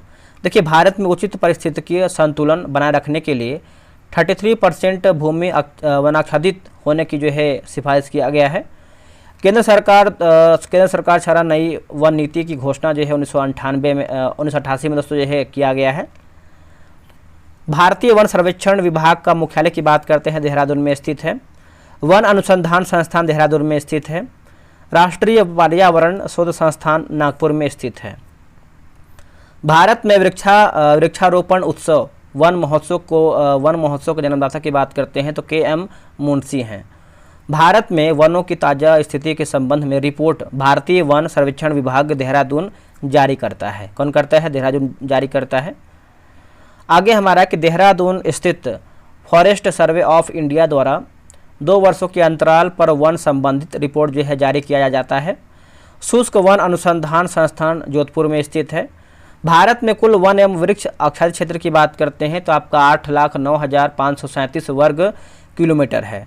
इंडिया स्टेट फॉरेस्ट रिपोर्ट 2021 के अनुसार देश के कुल क्षेत्रफल में से 24.62% भौगोलिक क्षेत्र वनों और वृक्षों द्वारा जो है आच्छादित है। देश में सर्वाधिक वन क्षेत्र की बात करते हैं तो मध्य प्रदेश राज्य में है। देखिए, वनों का सर्वोच्च प्रतिशत मिजोरम राज्य में है। India state of forest report 2021 के अनुसार आंध्र प्रदेश ने पिछले 2 वर्षों में वन क्षेत्र में जो है अधिकतम वृद्धि जो है दर्ज की गई है। देश के सर्वाधिक क्षेत्रफल पर उष्णांड पतझड़ वन पाए जाते हैं। भारत में मैंग्रोव वनस्पति का सर्वाधिक विस्तार पश्चिम बंगाल राज्य में पाया जाता है पाया जाता है। भारत में चंदन की लकड़ी के वन सबसे अधिक जो है नीलगिरी की पहाड़ियों में जो है दोस्तों पाए जाते हैं। फूलों की घाटी जो है उत्तराखंड में स्थित है, याद रखिएगा। शांत घाटी केरल में अवस्थित है। भारत के पूर्वी घाट में उष्णकटिबंधीय सदाबहार वन नहीं पाए जाते हैं। जो वन चक्रवातों के अवरोधकों का कार्य करते हैं वे मैंग्रोव वन हैं। पर्वतीय वनस्पति में पाए जाने वाला चीड़ वृक्ष है। भारत में उपोष्ण वनस्पति क्षेत्र में वार्षिक औसत तापमान 17 डिग्री सेल्सियस से लेकर के 24 डिग्री सेल्सियस होता है। नीलगिरी पहाड़ियों में पेड़ की सामान्य जाति देखेंगे तो आपका सागौन है। अगला कि सुल्तानपुर बर्ड अभ्यारण्य देखेंगे तो गुड़गांव में स्थित है। दुधवा राष्ट्रीय उद्यान उत्तर प्रदेश में स्थित है। पेरियार गेत अभ्यारण्य जंगली हाथियों के लिए प्रसिद्ध है। गिर का वन शेरों के लिए प्रसिद्ध है, यह गुजरात राज्य में अवस्थित है। इंदिरा गांधी वन्यजीव अभ्यारण्य एवं राष्ट्रीय उद्यान एक टॉप स्लिप के नाम से दोस्तों जाना जाता है। अगला कि यहाँ पर देखिए दाचीग्राम टाइप मिस्टेक है। दाचीग्राम वन्यजीव अभ्यारण्य जो है जम्मू एवं कश्मीर राज्य में है। केवलादेव घाना पक्षी अभ्यारण्य जो है राजस्थान में स्थित है। कान्हा राष्ट्रीय पार्क मध्य प्रदेश राज्य में है। पेरियार वन्यजीव अभ्यारण्य केरल राज्य में स्थित है। भारत में सबसे अधिक उपजाऊ मृदा की बात करते हैं तो आपका जलोढ़ मृदा है। गंगा के जलोढ़ मिट्टी की भूमि जो है सतह के नीचे लगभग जो है 600 मीटर है। गंगा के मैदानों की पुरानी कछारी मिट्टी को जो है बांगर कहते हैं। और बात करेंगे कि पुरानी मिट्टी की बात करते हैं, ठीक है। तो यहाँ पे देखिए गंगा के सेम वही आपका क्वेश्चन है, रिपीटेड है, ठीक है। आगे बढ़ते हैं और अगला हमारा लेटराइट मिट्टी मालाबार तटीय प्रदेश में प्राधान्य है। भारत में लेटराइट मृदा समूह लोहे का अतिरिक्त होने के कारण देखेंगे तो अनुवर है ना, अनुर्वर होता जा रहा है। मृदा अपरदन वन रोपण द्वारा दोस्तों रोका जा सकता है। भारत की सबसे बड़ी अंतर्देशीय लवणीय आर्द्र भूमि जो है राजस्थान में स्थित, सब क्वेश्चन याद रखिएगा। लेटराइट मृदा उच्च ताप व भारी वर्षा वाले क्षेत्र में जो है विकसित होती है।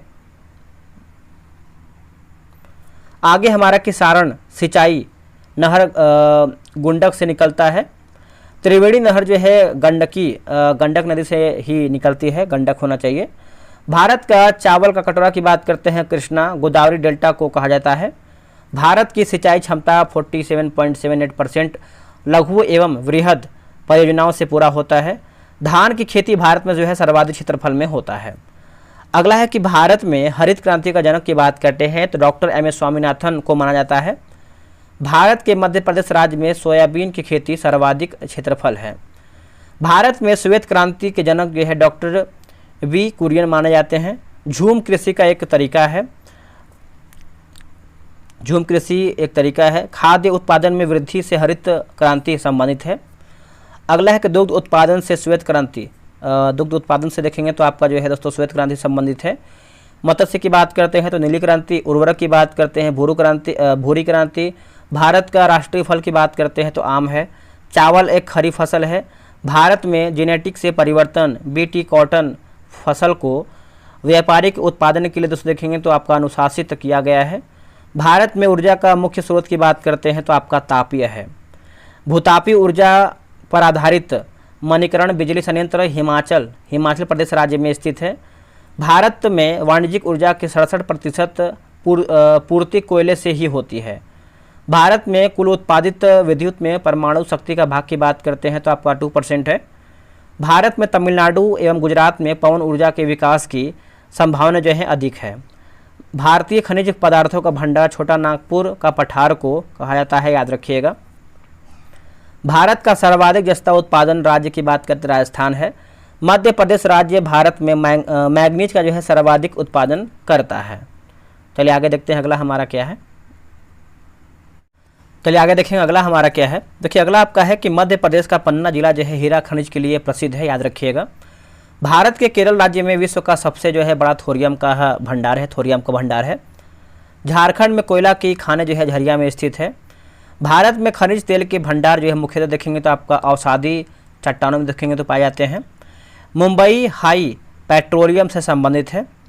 विश्व का सर्वोत्तम किस्म का जो अभ्रक है आपका हजारीबाग से दोस्तों जो है प्राप्त होता है, हजारीबाग से। मध्य प्रदेश भारत में 2019-20 के दौरान कुल उत्पादन का जो है 33% मैग्नीज उत्पादन माफ कीजिएगा मैग्नीज अयस्क का जो है अग्रणी उत्पादक राज्य था। राउरकेला इस्पात संयंत्र की जो स्थापना जर्मनी के सहयोग से हुआ था। कोयले की स्थानीय आपूर्ति उपलब्ध की बात करते हैं तो विस्ल यानी भद्रावती को नहीं है। विभाजन के कारण देखेंगे तो भारत का जूट और रुई उद्योग बुरी तरह से जो है प्रभावित हुआ है। अगला है कि नून माटी तेल शोधक खनिज तेल क्षेत्र के समीप ही जो है स्थापित की गई है। अगला कि जामनगर में ऊनी वस्त्र देखेंगे तो आपका ऊनी वस्त्र उद्योग है। आगे देखेंगे अगला है कि लिखा गया है हॉस्पेट में लोहा एवं इस्पात उद्योग है। कोरबा में एल्यूमिनियम का उद्योग है। हल्दिया में उर्वरक का उद्योग है। कपास उद्योग जिन कच्चे माल पर आश्रित है वे हाथ से मूलक हैं। बिहार में तिलशोधक कारखाना की बात करते हैं तो बरौनी में स्थित है। एल्यूमिनियम उद्योग मुरी में स्थापित है। पेट्रो रसायन के उत्पादन का जो सबसे बड़ा केंद्र की बात करते हैं तो आपका जामनगर में स्थित है। श्रीनगर और कन्याकुमारी दो ऐसे शहर हैं जो उत्तर दक्षिण कॉरिडोर से जुड़े हुए हैं। कोंकण रेल मार्ग महाराष्ट्र, कर्नाटक, गोवा, केरल राज्य से होकर गुजरता है। पूर्व मध्य रेलवे का मुख्यालय की बात करते हैं तो आपका हाजीपुर में है। भारत के मुंबई नगर में 2 रेलवे जोन का जो है मुख्यालय है। भारत में 13 मुख्य बंदरगाह हैं। पारादीप बंदरगाह जो है उड़ीसा राज्य में स्थित है। जवाहरलाल नेहरू बंदरगाह मुंबई में स्थित है। दीनदयाल बंदरगाह गुजरात में स्थित है। अटल सुरंग रोहतांग हिमाचल प्रदेश की लंबाई देखेंगे तो आपका 9.02 किलोमीटर है। 2011 की जनगणना भारतीय जनगणना इतिहास की 15वीं जनगणना है, याद रखिएगा। अगला हमारा है दोस्तों कि भारत में जनसंख्या वृद्धि का मुख्य कारण की बात करते हैं तो मृत्यु दर में कमी है। वर्ष 2011 की जनगणना के अनुसार नागालैंड में जनसंख्या की 10 की वृद्धि दर जो है न्यूनतम रही है। जनगणना 2011 के अंतिम जनसंख्या की कुल संख्या के अनुसार बिहार राज्य में जनसंख्या घनत्व जो है सबसे अधिक है। भारत के अरुणाचल प्रदेश राज्य में जो है जनसंख्या घनत्व जो है सबसे कम है। आगे बढ़ेंगे कि विश्व बैंक की रिपोर्ट के अनुसार भारत में 50% से अधिक निर्धन यानी बिहार, उत्तर प्रदेश, मध्य प्रदेश, उड़ीसा में निवास करती है। भारत में सबसे योजनाबद्ध बसा शहर की बात करते हैं तो आपका चंडीगढ़ है। भारत के मिजोरम राज्य में उसकी कुल आबादी की बात करते हैं तो आपका अनुसूचित है। अनुसूचित जनजाति की आबादी की प्रतिशत अधिकतम है। अगला है कि हालचू ओंजे सोमपेन भारत के अंडमान और निकोबार द्वीप समूह की कुल निवासी है। गारो मेघालय की जनजाति है, याद रखिएगा। अगला है कि बोडो गारो पहाड़ी के निवासी हैं। गद्दी लोग हिमाचल प्रदेश के निवासी हैं। सोमपेन जनजाति निकोबार द्वीप समूह में पाई जाती है, याद रखिएगा। और आगे हमारा है कि बोला कि भेल जनजाति महाराष्ट्र में पाई जाती है। हरियाणा राज्य में जनजातीय समुदाय की पहचान जो है नदी की नहीं किया गया है ना, नहीं किया गया है।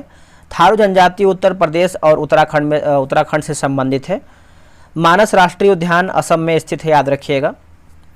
कान्हा किसली, रणथंभौर, जिम कॉर्बेट और ये सब देखेंगे तो आपका जो है प्रोजेक्ट टाइगर के अंतर्गत आता है। साइलेंट वैली नेशनल पार्क जो है केरल में स्थित है। विक्रमशिला गंगात्मक डॉल्फिन अभ्यारण्य जो है भागलपुर में स्थित है। भिलाई संयंत्र रूस की मदद से स्थापित किया गया है। भिलाई, दुर्गापुर और राउरकेला में लौह इस्पात संयंत्र की स्थापना द्वितीय पंचवर्षीय योजना के दौरान किया गया है। भारत में प्रथम कपास मिल सूती वस्त्र उद्योग की स्थापना कोलकाता से यानी कोलकाता शहर में हुआ है। अगला है कि डालमियाद्री सीमेंट कारखाना हरियाणा राज्य में स्थित है। भारत में सार्वजनिक क्षेत्र के अंतर्गत सर्वप्रथम उर्वरक संयंत्र सिंदरी में जो है स्थापित किया गया था। कहाँ पे? सिंदरी में। और नेपानगर में अखबारी कागज सबसे महत्वपूर्ण उद्योग है। देश की प्रमुख मोटर निर्माता कंपनी मारुति उद्योग लिमिटेड गुड़गांव में स्थित है। मध्य प्रदेश में पीथमपुर को ऑटोमोबाइल के लिए दूसरे से जाना जाता है, याद रखिएगा। गुजरात राज्य में पेट्रो रसायन उद्योग के लिए जो है आपका आदर्श दशाएं पाई जाती हैं। 19वीं सदी के शुरुआत में भारत में कॉटन मिलें ज़्यादातर देखेंगे तो महाराष्ट्र राज्य में स्थित हैं। भारत में तेल की पहली परिष्करणशाला डिगबो में जो है स्थापित की गई है। भारत के भद्रावती लौह इस्पात उत्पादन में केंद्रों में कोयला क्षेत्रों में काफ़ी दूर स्थित है। झारखंड में आयरन और स्टील जो है संयंत्र बोकारो में है। भारत में रासायनिक उर्वरकों के दो बड़े उपभोक्ता राज्य जो है पंजाब एवं हरियाणा में है। पोत निर्माण यार्ड मझगांव डाक मुंबई में स्थित है। नूनमाटी तेल शोधनशाला असम में स्थित है। अगला है कोयली तेल शोधनशाला गुजरात में स्थित है। मंगलौर तेल शोधनशाला कर्नाटक में स्थित है। पानीपत तेल शोधनशाला हरियाणा में स्थित है। भारत के उत्तर प्रदेश राज्य को चीनी का कटोरा दोस्तों जो है कहा जाता है, चीनी कटोरा। भारत जूट उद्योग के लिए प्रमुख प्रतिद्वंदी बांग्लादेश है। अहमदाबाद में पहली सूती कपड़ा मिल 1881 में जो है शुरू किया गया। भारत में इस्पात उत्पादन उद्योग को कोंकीय कोयला के आयात की अपेक्षा होती है। उर्वरक उद्योग के लिए नेफ्था, जिप्सम, सल्फर जो है कच्चा माल है। प्रथम रबर संयंत्र भारत के पानीपत में लगाया गया था। अगला के देश में राष्ट्रीय राजमार्ग के अंतर्गत सड़कों की कुल लंबाई देखेंगे तो 1,36,440 किलोमीटर है। राष्ट्रीय राजमार्ग 44 के निर्यात के लिए 7 राष्ट्रीय राजमार्गों को आपस में मिलाया गया है। राष्ट्रीय राजमार्ग 66 को पहले NH 17 के नाम से दोस्तों जाना जाता था। उत्तर दक्षिण व पूर्व दक्षिण कॉरिडोर सुपर हाईवे का मिलन झांसी कस्बा है। अगला के 0 माइल स्टोन ब्रिटिश द्वारा स्थापित किया गया था, जो इस बिंदु का प्रयोग सभी दूरियों को मापने के लिए करते थे, जो नागपुर में है। विश्व में भारतीय रेलवे नेटवर्क की चौथी स्थिति है। भारत में पहली रेलवे वर्ष की बात करते हैं 1853 में जो है चला गया था। कोंकण रेलवे रोहा से मंगलूर को जोड़ता है। भारत में वायु परिवहन 1911 में जो है प्रारंभ हुआ है। विश्व की सर्वप्रथम हवाई डाक सेवा 1911 में दोस्तों देखेंगे तो प्रारंभ हुआ है। भारत में वायुदूत एयरलाइन की स्थापना जो है 1981 में जो है आपका हुआ था। आगे हमारा है कि स्वामी विवेकानंद एयरपोर्ट भारत के रायपुर शहर में स्थित है। राष्ट्रीय जलमार्ग संख्या 1 इलाहाबाद को हल्दिया से जोड़ता है। आगे हमारा है कि वर्तमान मुंबई बंदरगाह के दबाव को कम करने के लिए नहावा सेवा पतन का जो है निर्माण किया गया है। स्वतंत्रता के बाद विकसित किया गया पहला पतन की बात करते हैं तो आपका कांडला है। मार्मागांव पतन गोवा में स्थित है। भारत के कृत्रिम बंदरगाह जो है आपका चेन्नई है। अंतर्देशीय नदी बंदरगाह कोलकाता में स्थित है। भारत का पहला लिखा गया निगमीकृत बंदरगाह जो है आपका एन्नौर है। गंगा नदी के इलाहाबाद से हल्दिया तक को राष्ट्रीय जलमार्ग जो है दोस्तों घोषित किया गया है, याद रखिएगा। अगला है कि पारादीप बंदरगाह महानदी डेल्टा पर स्थित है। सेतु समुद्र परियोजना मन्नार की खाड़ी और पाक खाड़ी को जोड़ती है। भारत के चेन्नई बंदरगाह एक खुला सागरीय बंदरगाह है। भारतीय रेलवे द्वारा शुरू किया गया कवच प्रणाली एक स्वचालित ट्रेन सुरक्षा प्रणाली है। भारत के केरल राज्य में सड़कों का घनत्व सर्वाधिक है। 31 अक्टूबर 2022 तक भारत में 200 गैर प्रमुख छोटे पतन हैं। भारत में जनगणना का कार्य सर्वप्रथम जो 1872 में दोस्तों जो है किया गया था। भारत में पहली संपूर्ण जनगणना वर्ष 1881 में हुआ है। वर्ष 2011 की जनगणना के अनुसार भारत की जनसंख्या 1.21 बिलियन है। भारत में नियमित रूप से प्रत्येक 10वें वर्ष जो है जनगणना होती है। 2011 की जनगणना के अनुसार भारत का सर्वाधिक जनसंख्या वाला राज्य की बात करते हैं तो आपका उत्तर प्रदेश है। 2011 की जनगणना के अनुसार भारत का सबसे कम जनसंख्या वाला राज्य की बात करते हैं तो आपका सिक्किम है। 2011 की जनगणना के अनुसार उत्तर प्रदेश की जनसंख्या भारत की जनसंख्या की 16.50% है। 2001 से 11 के बीच जनसंख्या की 10 की वृद्धि दर जो है आपका 17.70% है। 2011 की जनगणना के अनुसार 2001 से 11 तक भारत की जनसंख्या का वार्षिक वृद्धि दर की बात करते हैं तो 1.64% है। भारतीय जनगणना 2011 के अनुसार नागालैंड राज्य में ऋणात्मक जनसंख्या वृद्धि दर जो है दर्ज की गई है। उत्तर प्रदेश में 1961 से लेकर 71 में उच्चतम जनसंख्या जो है वृद्धि हुई है। 2011 की जनगणना के अनुसार बिहार राज्य का घनत्व जो है प्रति किलोमीटर स्क्वायर सबसे अधिक है। भारत की 2011 की जनगणना के अनुसार अरुणाचल प्रदेश राज्य का जनसंख्या घनत्व 17 व्यक्ति प्रति वर्ग किलोमीटर था। 2011 की जनगणना के जनसंख्या के अनुसार लिंगानुपात प्रति 1000 पुरुषों पर 743 महिला हैं। यह आई थिंक आपका आखिरी पेज होने वाला है, ठीक है। देखते हैं इसको हम। जनगणना 2011 के अनुसार सर्वाधिक लिंगानुपात केरल राज्य का है, यानी केरल का है। 2011 की जनसंख्या के अनुसार हरियाणा राज्य में महिला का लिंगानुपात जो है सबसे कम है। 2011 के जनगणना के अनुसार बाल लिंगानुपात प्रति 1000 पर देखेंगे तो 1000 पुरुषों पर 919 महिलाएं थी।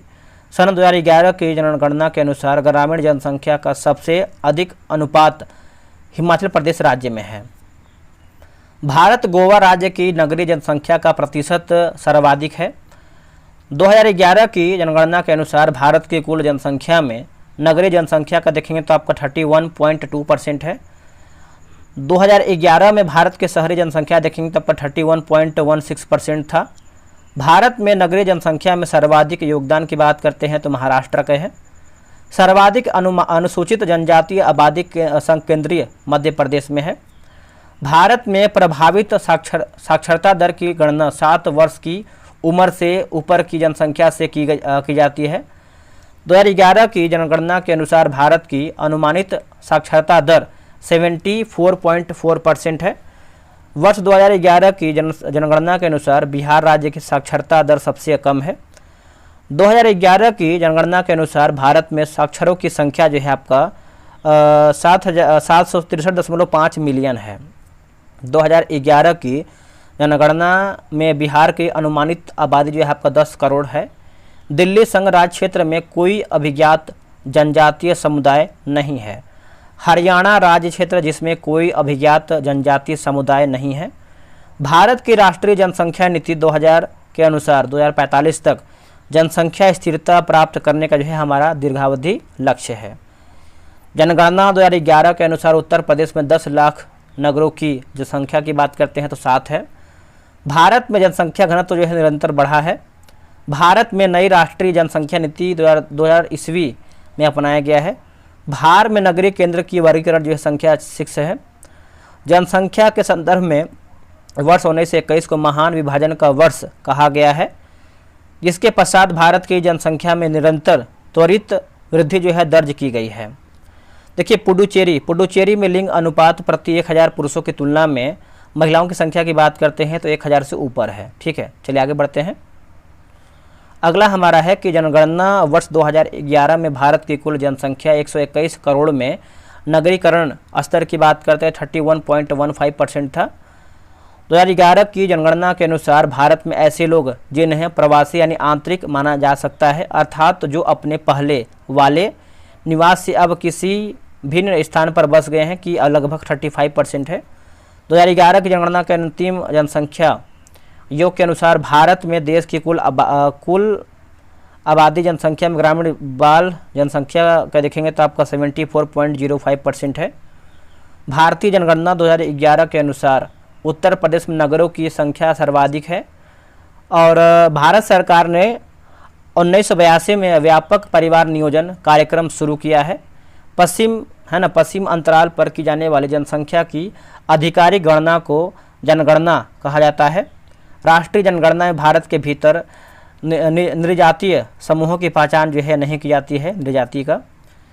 वर्ष 2001 में जनगणना के अनुसार बिहार राज्य की प्रजनन दर जो है भारत में सर्वाधिक है। पनियान तथा इरूला जनजाति केरल राज्य में निवास करती है। गारो, खासी व जैंतिया मेघालय राज्य में निवास करती हैं। गोंड जनजाति आंध्र प्रदेश में निवास करती है। भारत की सबसे बड़ी जनजाति की बात करते हैं तो भील है। टोडा जनजाति तमिलनाडु में निवास करती है। भारत में दूसरी सबसे बड़ी जनजाति की बात करते हैं तो आपका गोंड है। अगला दोस्तों है कि थारू जनजाति तराई प्रदेश में पाई जाती है। अहोम जनजाति भारत के असम राज्य से संबंधित है। उसके बाद बदगा जनजाति नीलगिरी पहाड़ियों से संबंधित है। टोड जनजाति टोडा की बात करते हैं तो आपका तमिलनाडु में स्थित है। लेप्चा जनजाति सिक्किम से संबंधित है।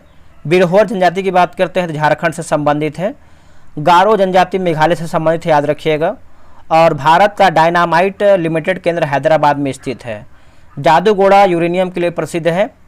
भारत में सबसे बड़ी तेल शोधनशाला की बात करते हैं तो जामनगर में है। भारत का सबसे गहरा तथा स्थलबद्ध सुरक्षित बंदरगाह विशाखापट्टनम में है। दक्षिण भारत का मैनचेस्टर जो है कोयम्बटूर है। हीरा सिर्फ मध्य प्रदेश में पाया जाता है। खेतड़ी तांबा के लिए प्रसिद्ध है, याद रखिएगा। और आखिरी हमारा है कि भारत की सबसे महत्वपूर्ण यूरेनियम खान जादूगोड़ा में स्थित है। कानपुर चमड़ा उद्योग के लिए प्रसिद्ध है। तो देखिए मैंने जो है पूरा आपका 1 से लेकर के 14 पेज तक मैंने समाप्त कर दिया है। देखिए वीडियो कैसा लगा है कमेंट कीजिएगा। बहुत मेहनत लगा है इसको बनाने में। लमसम आपका 1 घंटा प्लस ये वीडियो बना है, 1.25 घंटे का है। तो कहीं न कहीं मेहनत आप सभी लोग के लिए कर ही रहे हैं। आगे और भी आपका जो शॉर्ट नोट्स है उसको भी हम आपको प्रोवाइड करा देंगे। बस आप इस पर रिस्पांस अच्छा दीजिए। कम से कम दोस्तों जो है इसको 1000 जो है लाइक पूरा करने का प्रयास कीजिए। बहुत कम है, आपको 1K लाइक पूरा करना है। तो आगे आपका जैसा रिस्पांस रहेगा इस वीडियो में वैसा हम नेक्स्ट वीडियो में हम मेहनत करेंगे। चलिए मिलते हैं एक नई वीडियो में। आज के लिए इतना ही। जय हिंद।